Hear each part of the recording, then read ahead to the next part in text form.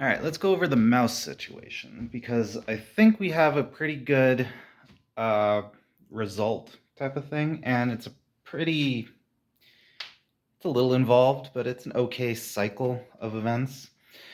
So this is basically the setup that we have.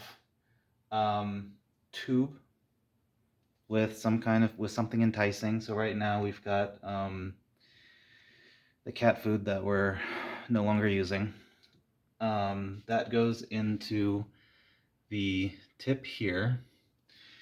And so the theory is gravity, right? So they crawl in through the top, and then when they get to a certain point, they tip the whole thing into the bucket. And we've tried a few buckets, and this is the bucket that they can't jump out of.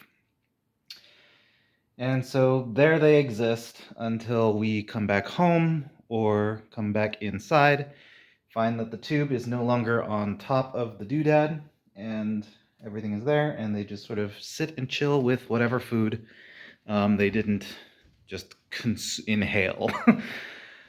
And so with that, we got rid of, in the past 12 hours, 4, I think, mice. Might have been 3. But we theorize that there's still 2 accounted for. There's one in the back that we don't know how to really get to. And there's one that does frequent the front area here. So there might be more, there might be less, but that's why I'm charging up the vacuum so that I can now clean up. They were like in areas that were just like off to the side.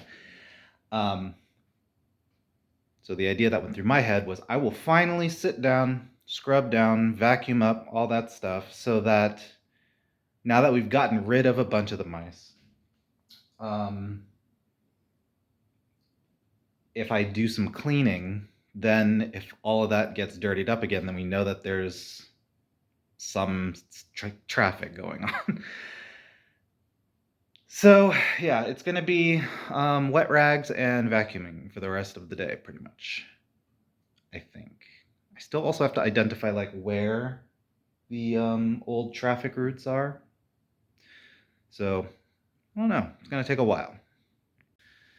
And I don't know if I address this, but I also hope that it's not an assumption that if they fall for the trap, then we kill them, because that's not that's not what's happening. That's not our call to make, if you get where I'm going. So once they do fall for that and they're just in the bucket, um, we just kind of get them out of the house. Where is kind of up to the person who's holding the bucket, but the most common thing that happens is usually there's some sort of a fumble, or the angle of the bucket as we're carrying it changes. And so usually they are able to actually jump out somewhere in our backyard. There's a small little grove of trees, and there's still the bamboo that we still need to try to get rid of. But there are options out there for them to sort of survive. And then if they really want to, there are ways into the garage so that they can hang out with me. And I don't like that, but it's better than being in the house where we keep food and we try to keep things relatively sanitary.